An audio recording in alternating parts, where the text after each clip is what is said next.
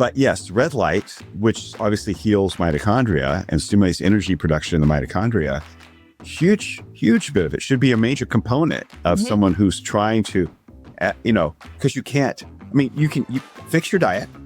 You can only exercise so much. And then in your recovery phase, it's like, have red light therapy, 10, 20 minutes, a couple times a day, get your mitochondria pumping. Breaking the gray. Welcome back to the Rebel Scientist podcast. I'm Chantal here with the Rebel Scientist herself, Sarah Turner. And today we have a very exciting guest who's been helping people optimize their bodies and prevent metabolic health since the late 90s. He's an author, a podcast host, and even served as an off-camera coach for the hit show Extreme Weight Loss. And he's also featured in the recent documentary Animal, which explores controversial perspectives on nutrition and the benefits of diets rich in red meat. We're so excited to have you today. Welcome, Zane. Thank you, Chantal. I appreciate it. Sarah, great to see you again. It's been a bit. Yeah, it's lovely to have you on, Zane. I think we have bumped into each other in a lot of these different conferences, actually. We have. All over. Maybe you can start with giving us a bit of your background and kind of how you got into this. And obviously, I think people find the carnivore thing most interesting. So maybe you can tell us how you got into that. I started experimenting with diet in my mid-20s. So back in the early mid-90s, quite a while ago. I saw my older relatives, my uncle, my dad's older brothers, all struggling with either heart disease. One had diabetes. So basically metabolic disease. And they're in their 60s, approaching 70. It didn't seem right to me. But my dad had always taken care of himself. He'd eaten well, worked out as well as we knew back then. And he wasn't having the same issues. And so that kind of clued me in like, hey, there's something we can do to avoid metabolic disease. And I wanted to figure out what that was. And I wasn't a trainer at this point. I wasn't in health or nutrition professionally, but I was basically just started reading and experimenting and asking people questions. And I was on the vegetarian diet for a while, 3.5 years, actually trying to figure that out for myself. Sometimes vegan. There were periods that were very vegan. Again, just from a health perspective, not from a political or any other motivation. Other than just, I'm trying to derive, how do we avoid metabolic disease? That didn't work out too well for me, health-wise, but I learned a lot from it. Fast forward, I started working, as you mentioned in the introduction, as a trainer in 98. And again, kept experimenting, came across the low-carb diet, and Atkins had kind of made a resurgence back then. And my wife had just had her third child in 2002 and was trying to lose some weight and wasn't quite coming off. So she started doing Atkins and the weight fell, the 20 pounds fell off in like, I don't know, a few months, 3 or 4 months. Okay, there's something to this.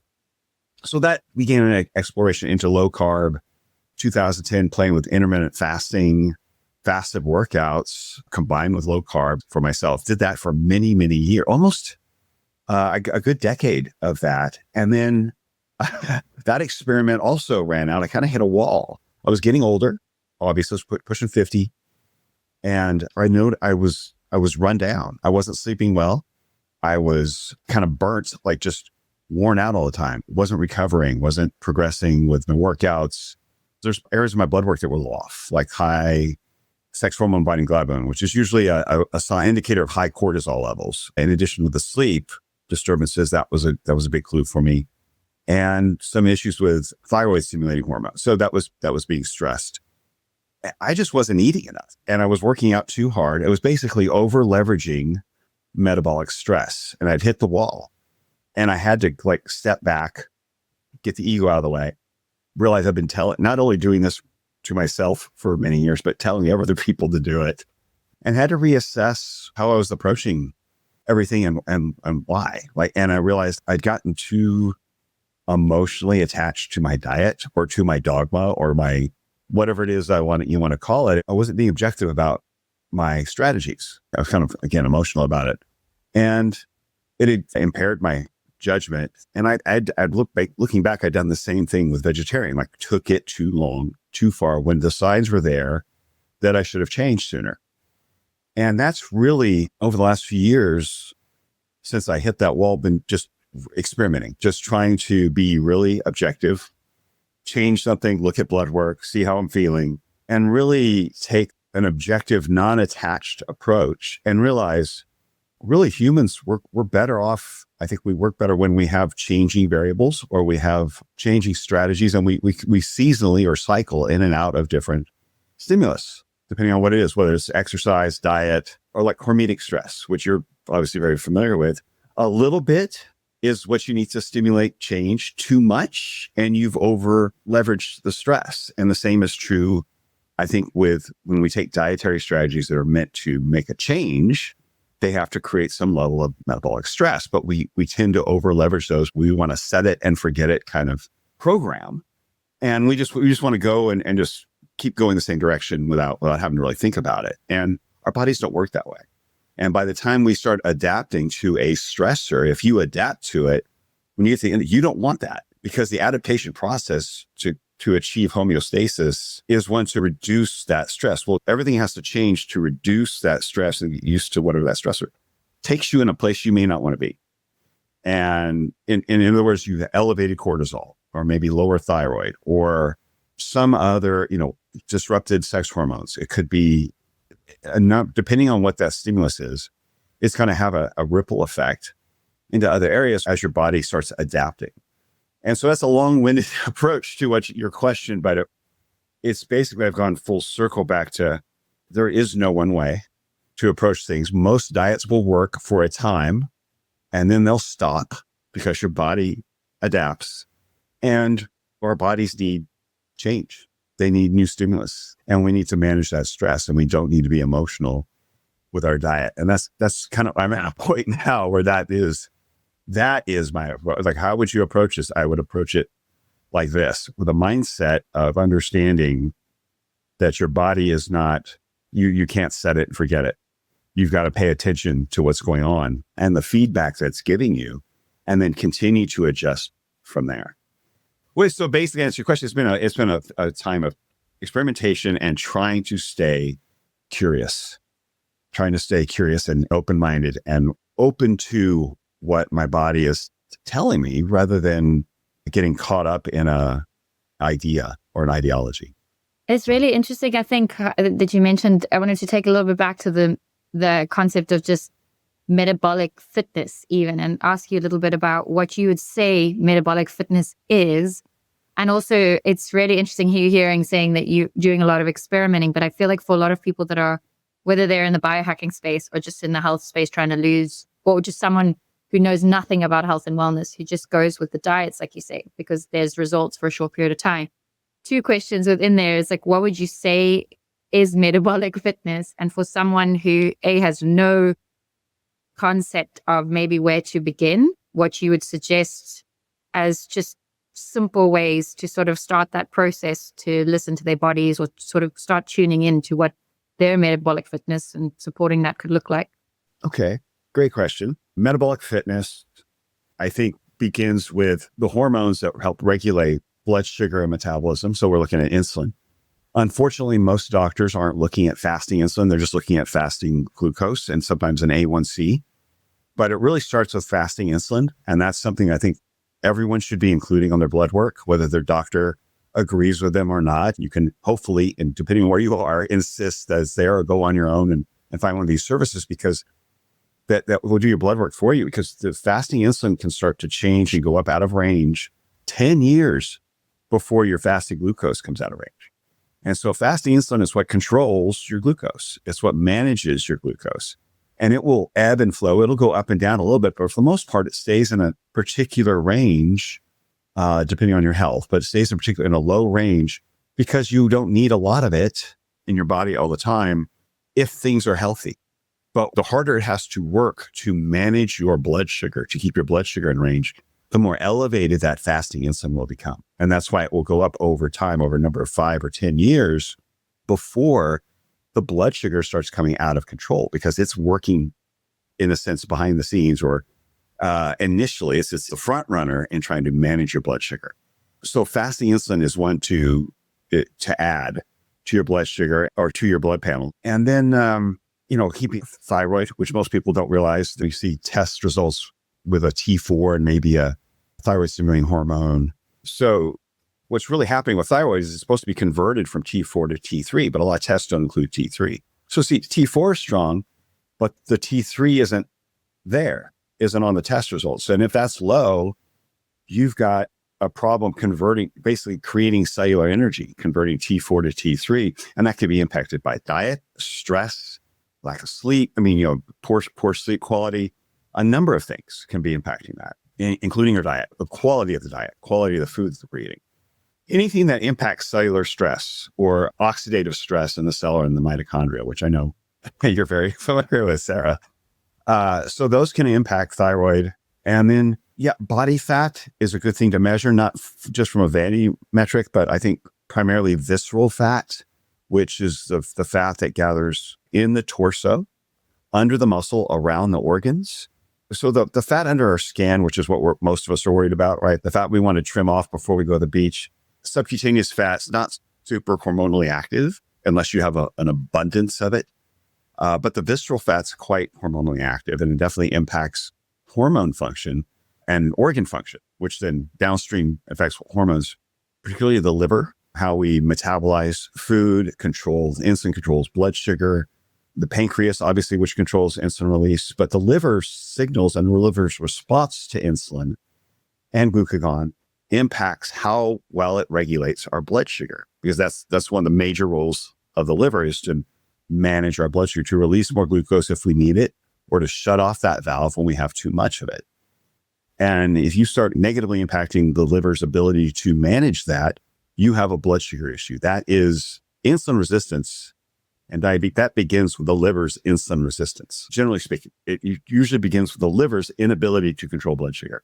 And so when we have a lot of visceral fat around the organs, that impacts their function. And that visceral fat can also impact testosterone levels because it aromatizes and it can change testosterone into estrogen. So it's very estrogenic. There's a little bit of complexity there, but it's basically fasting insulin, keep an eye on thyroid, and keep visceral fat at a healthy level. And those, I think, would be the three major things I would want to keep an eye on. We have good biomarkers for what is considered healthy available. So it's not such a subjective measurement. It's not subject to just, well, I feel fat, or I feel fit, or I look fit, or I look good in the mirror, so there's probably nothing wrong. And those are all subjective.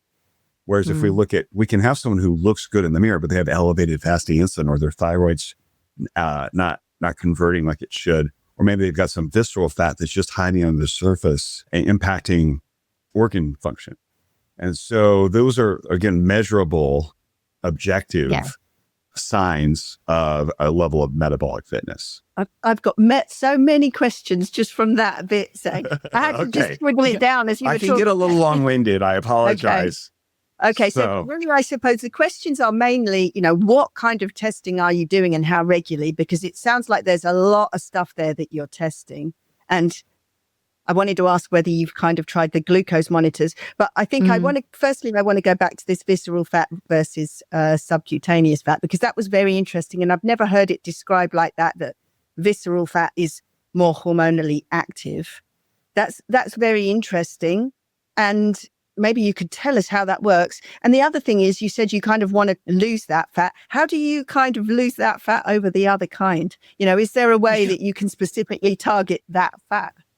I know there's a lot of questions there, but that's a great question. No, it's a great question. And it's probably the most argued question, right, I think, around fat is, how do we lose the visceral fat? And some people will say, intermittent fasting. And there are people who have had good luck with intermittent fasting. In my view, it's a food quality thing. Right. I think there's some oxidative stress that causes the mitochondria to be dysfunctional. And then instead of converting food energy or acetyl-CoA, whatever goes in the mitochondria, right, and converting that into ATP, we end up converting it into fat because of the oxidative stress impairing the mitochondria. Now, a lot of things can impair the mitochondrial, function or create oxidative stress. But basically, there's some sort of toxin coming in that's impairing function. And I believe in the diet that's coming in through processed food, because we didn't see this level of metabolic disease prior to really, we could definitely easily say 1900, when obesity rate in the US, for instance, was 1% there was almost no diabetes. It was like a fraction. I mean, we didn't have, I think in the 1930s, the diabetes rate in the US was 1/3 of 1% in the 1930s. And heart disease was so rare that most cardiologists never saw it in 1900. Now it kills 1 in 4. So we have developed these diseases in the 20th century. We also developed ultra-processed food in the 20th century. So we've got all these processed oils. We've got grains covered in glyphosate. There are these new varieties that are extra gluten, whatever you want to point at. There's so many changes that have happened. I think the big one are these processed oils. Personally, just in my own research, I think these processed oils we've created they're being called seed oils now, as most people are kind of familiar with that term. They create a lot of oxidative stress in the mitochondria and the cell. And we have an overabundance of them. So we've gone from having them making up maybe 1, 2, 3% of our diet of these polyunsaturated fats to now they make up 30% of calories in the average American diet. 30% of calories. That's a huge amount of our calories. And most people, it's not because people are pouring it on their food. It's because it's in their food. It's in the processed food. Yeah, for sure. It's in the processed food. God, that is so interesting. I didn't know that either. What you're saying is this visceral fat is potentially a mitochondrial issue, and it's from these potential seed oils and things. To me, that's like, this is the ideal application of red light therapy, because you get through onto the visceral fat, you stimulate the mitochondria. Yeah. And potentially you got to remove the toxin, but to heal it, yes. But you've got to get the mitochondria working good. I mean, that could be a way that people could get rid of visceral fat as opposed to adipose fat by using these targeted light therapy devices that actually get into the mitochondria of the and stimulate that. Yeah. So this fat is often being stored because, so here's an interesting pathway. Because the cell's not working properly. Yeah. Yeah, the cell's not working properly. And then we have fat cells that also become overstuffed. So we've got overstuffed subcutaneous fat cells. They get sick. We keep trying to stuff more in there. They keep multiplying. And then you kind of hit this fat threshold where the fat cell gets a little bit overstuffed, sickly, inflamed, and it starts spilling out free fatty acids into the bloodstream. And they've got nowhere to go. They end up being recycled back into the visceral fat. And with what a lot of people don't understand that's going on with, we'll say, a diabetic or someone who's very insulin resistant, is that there's a process of gluconeogenesis going on all the time, which basically means the liver is producing a lot of blood sugar, right? And it's being it's at a point that's resistant to insulin. In other words, it's not turning off when insulin is released. But to stimulate gluconeogenesis, you have to have these stress hormones elevated: cortisol, adrenaline, glucagon. Well, these stress hormones not only stimulate the production of glucose from breaking down muscle, right, and storing it in and turning that into glucose, they're also breaking down fat and putting these free fatty acids into the bloodstream. So you've got an abundance of glucose and an abundance of free fatty acids running through the bloodstream at the same time. So it's like a level of energy toxicity. It's more than your body can handle. The cells can't handle it. That's why the muscles become insulin resistant. You've got fat and glucose competing to be metabolized. It's being released from inside the body, right? These diabetics can have elevated blood sugar first thing in the morning. They haven't eaten for 8 or 9 hours. Where's that blood sugar coming from? It's not from their food. It's from their liver. So, but they got free fatty acids floating too. These free fatty acids got, eventually the fat cells are insulin resistant. The muscle cells are insulin resistant at this point. They can't be stuffed in there. The fat cells are sick. Those free fatty acids end up being stored as visceral fat around the organs. So there's more than one source or more than one direction, but it's primarily from basically the dysfunctional mitochondria and then the stress hormones stimulating all this energy release, like they're fight or flight. Essentially, you're creating a fight or flight situation 24/7. It's not just a moment of it in the morning, like most of us experience to wake up. It's chronic. It's a chronic fight or flight, which is stimulating all this energy be released, and it's got nowhere to go.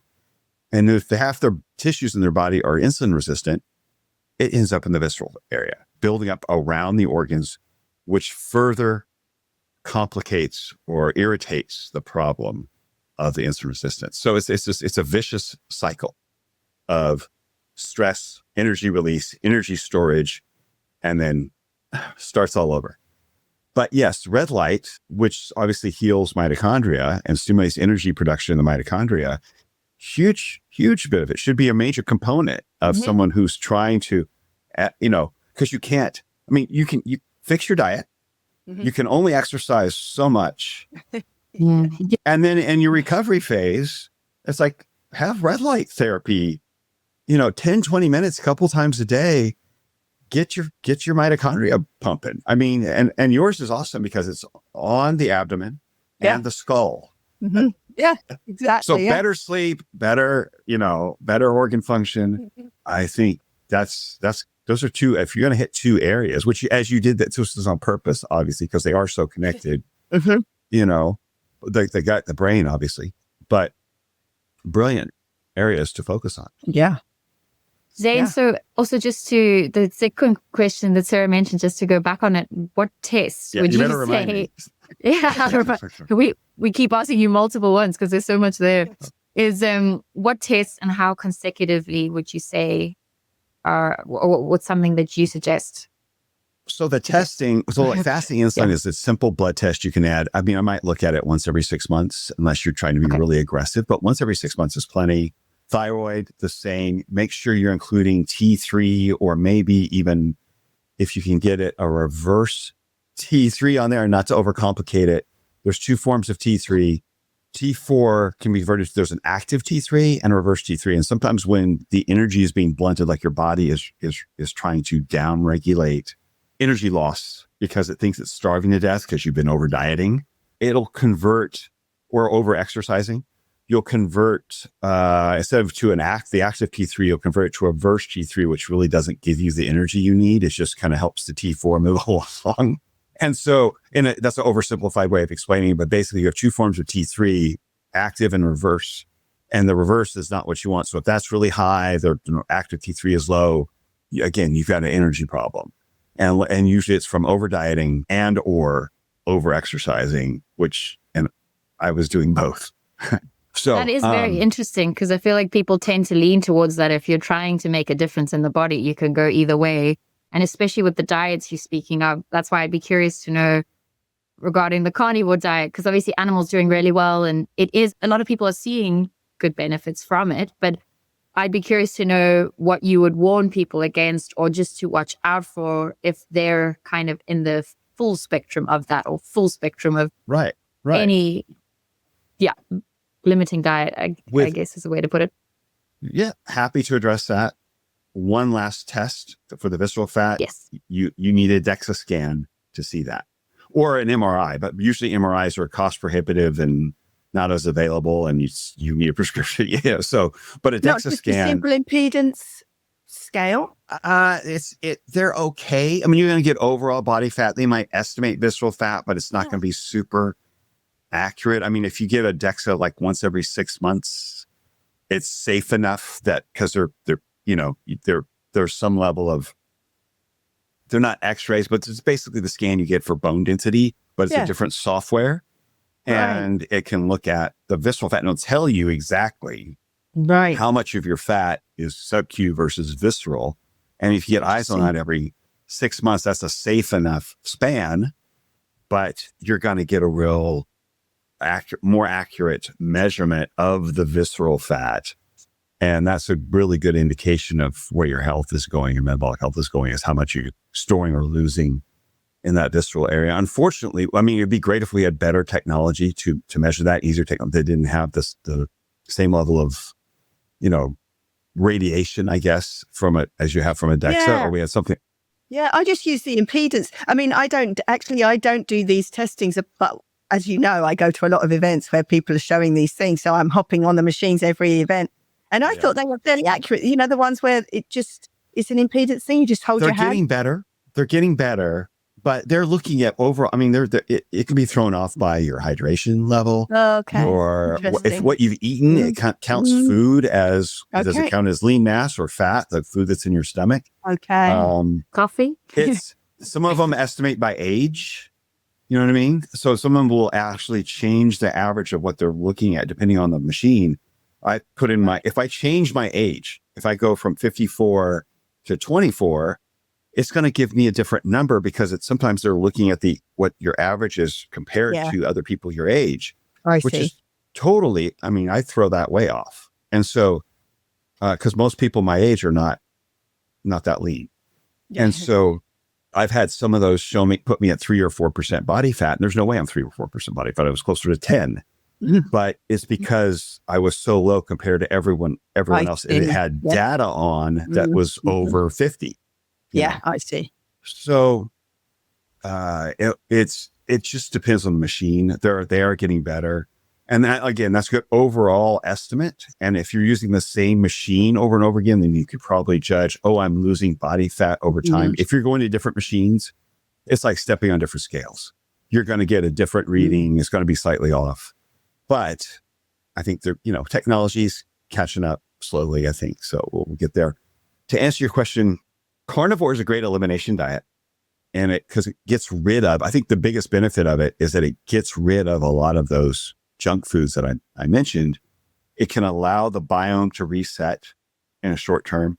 It can lower inflammation. People with autoimmune issues or IBS, any kind of intestinal or like overgrowth, of bacteria, then that can be a great tool for kind of resetting things. And I think that's what diets are good for, kind of a reset button, especially elimination diets. You just get to start over, right? You tone everything down, bring everything down. And someone with an autoimmune issue or something like that's taking a while to clear up, then it can be a more useful long-term tool.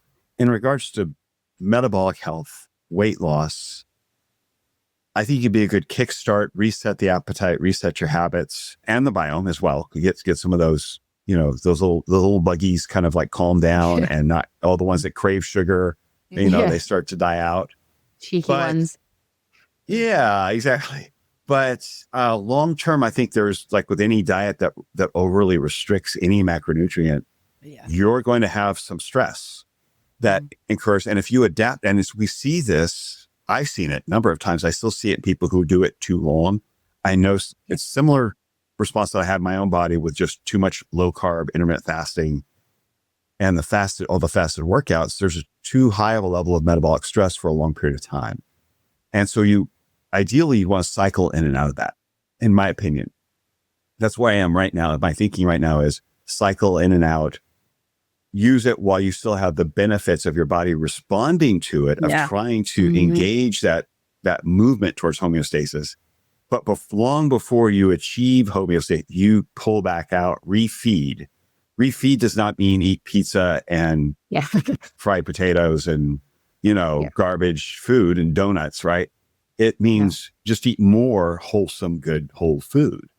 And then come back into it if you feel like that's how you like to, cut off everything, that's fine. It can be useful that way.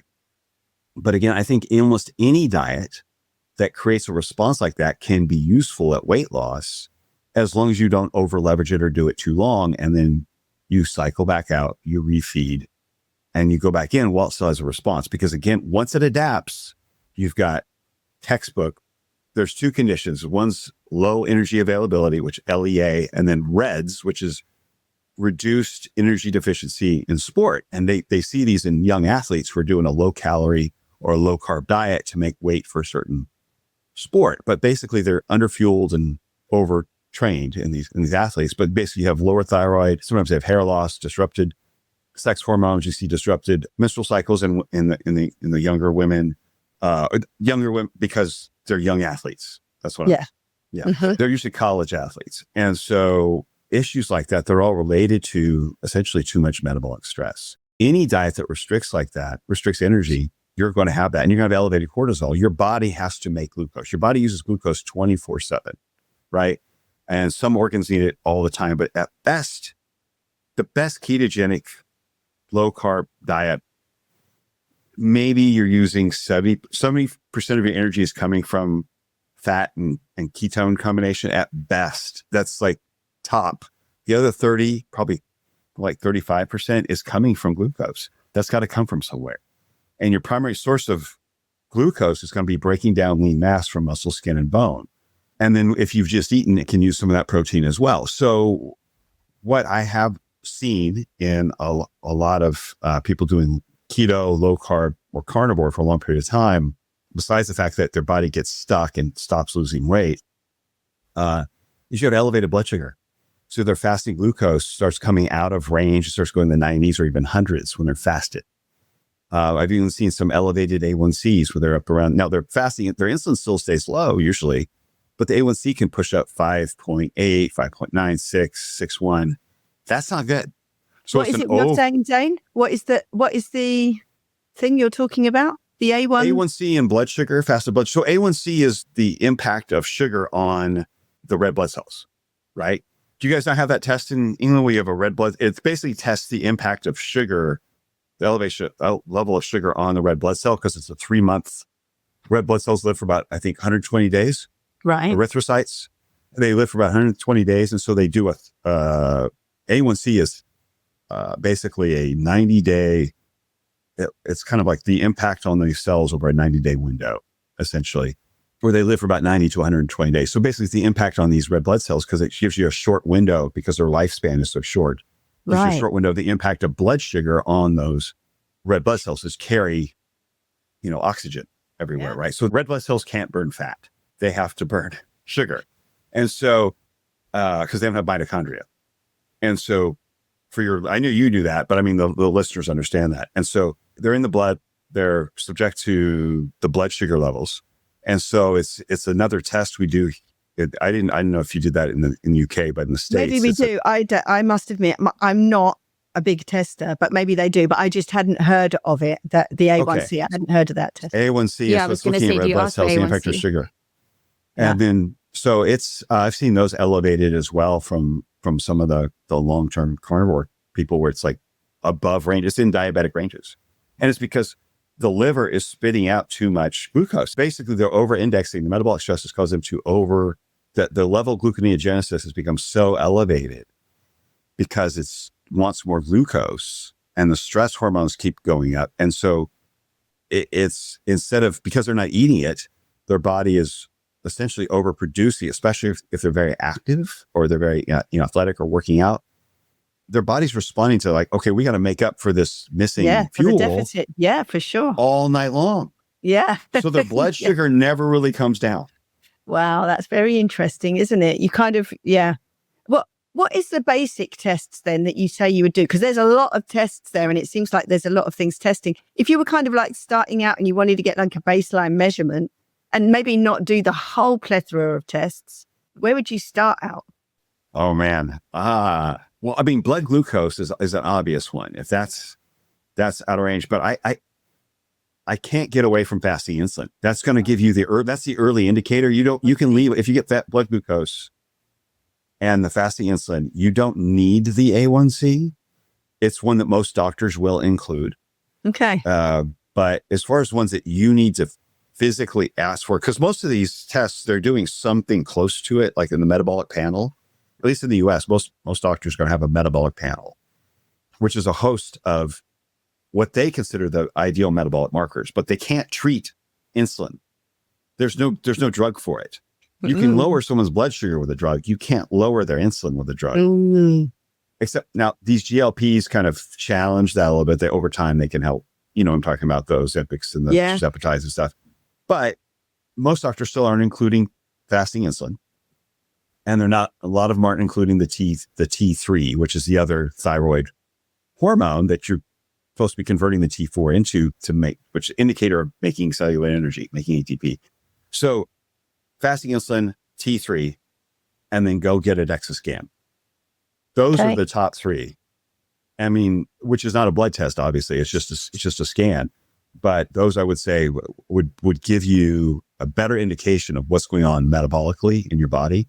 And I insist, and I tell my clients to insist, or go find a service. Like in the States, we have a bunch of services where you can just remotely order it online, go to a lab, they send the blood work in, and you get your results emailed to you. I know a lot of other countries don't have that level of service yet, but hopefully, because we need to be, and I try to train clients with this, to be their own advocate. for their health. I think that it's got to start with us. We can no longer, I think we've been proven to us, we can no longer hand the responsibility of our health over to our doctor. Oh, for sure. And over to the medical industry. Yeah, for sure. We need to have sovereignty over our health, 100%. Yeah. We are our first defense to, yes. And we need to be educated and we need to be pushing back on our doctors if necessary to say, no, I want to look at this. I want eyes on these metrics. I realize you can't do much about them, but I can in my lifestyle. And if we're going to take a lifestyle approach, we need to include some metrics that the doctor's just not as interested in. So that's kind of why I think people need to understand this. It's like we're our first advocate for our health. Definitely. All right.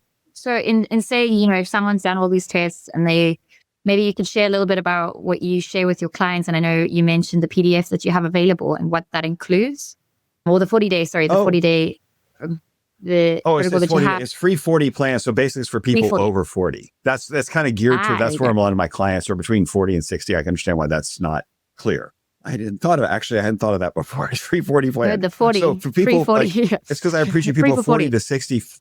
Yeah. So 40 is where I'll see start changing. People start going, it's not quite the same. I'm not responding to my diet and exercise the way I used to. Or if they try to diet and exercise like they used to, they just feel beat up and hungry and worn out and they're not sleeping. So things start to shift hormonally at 40.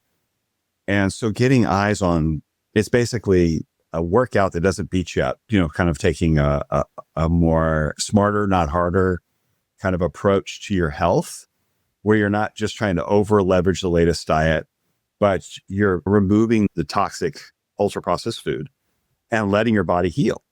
And I think that's where it should start. When you ask me about a diet to start, remove the ultra processed food, go to a whole food diet, which could be a mix of things, and kind of figure out your mix. Some people do better with fruit. Others feel like, white rice is fine for their energy, or sweet potato. Mm-hmm. And then meat, some feel better with a fattier meat, some like leaner. That's where there's some room to be, to find your individual mix. But nobody needs for ultra processed foods to make up 60% of the diet, which is the case here in the United States. I'm sure it's very similar in the UK and Europe. So reduce ultra processed food down to maybe 10% or less, don't drink every night. How about that? That your liver might really thank you for that as well. And just clean up to a whole food diet. That's huge. You're moving your diet back to what it was in 1900 prior to us making all these foods. So when we didn't have metabolic disease, it just didn't exist. We didn't have it on an epidemic level. It was very, very, very rare. And so it seems pretty clear that eating these foods, we have a history of eating all of these foods going back thousands of years, of cultivating tubers, so potatoes and sweet potatoes, for 9,000 years, rice in Asia for 9 or 10,000 years. Okinawa, they love sweet potatoes. It's like, the Middle East, it was grain.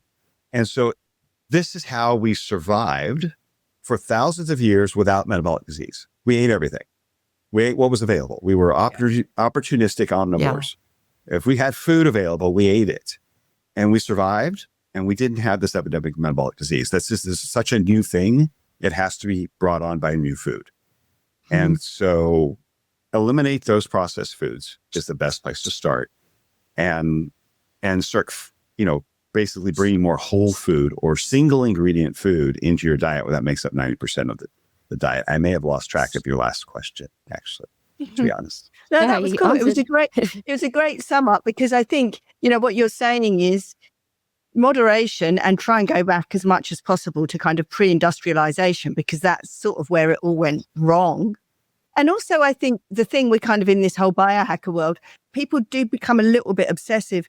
I myself went down that whole, where you do things, you're measuring everything, you're doing everything. Yes. And I also have found community mindset, all of that actually plays a huge part. So if someone invites you, I went out for a meal the other day, fabulous meal, lovely, lovely people. And one person refused to eat anything at all because they were intermittent fasting, sat in the corner all miserable, like suffering for their health. And I thought, you're missing the point. You're missing on the whole community joy aspect. And so I like your moderation, and I like, this, it's a very simple message, but I think some people are too far one way too strict, and some people obviously need to a little bit.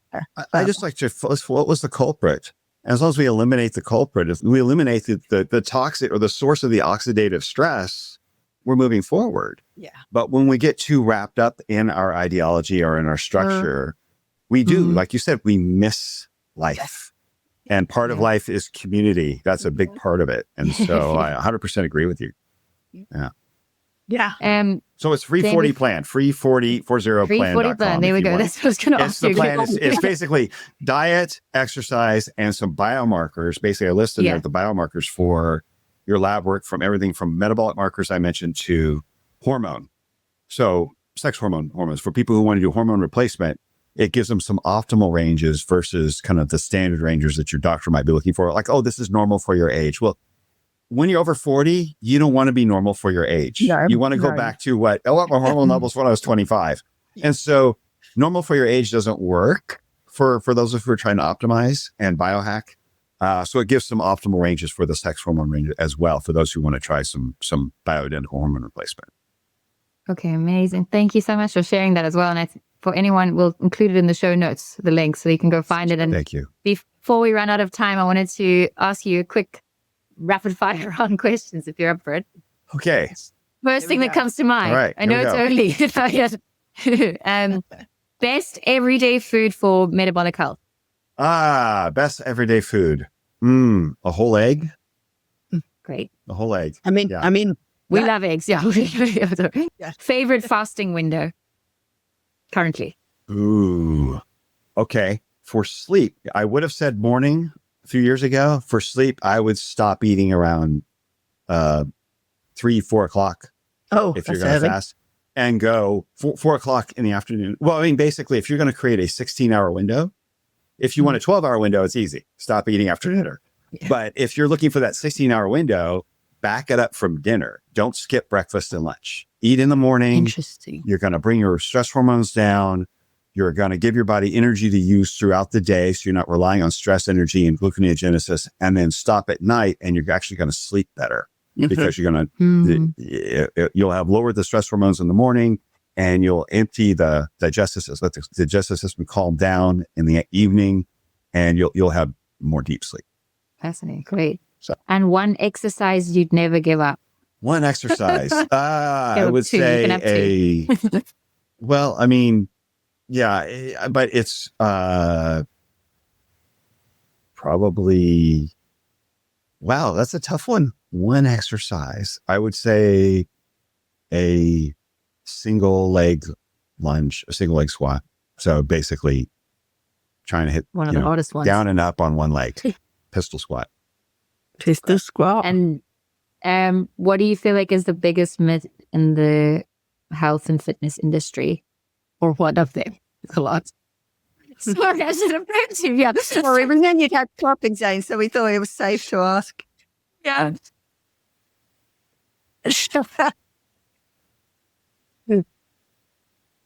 Yeah. Did answer for sure. Yeah. Yeah. Yeah. Yeah, that's super cool. Actually, there's loads of things I've written down here to Google. I've got a ton of notes actually just from this. So thank you for coming up.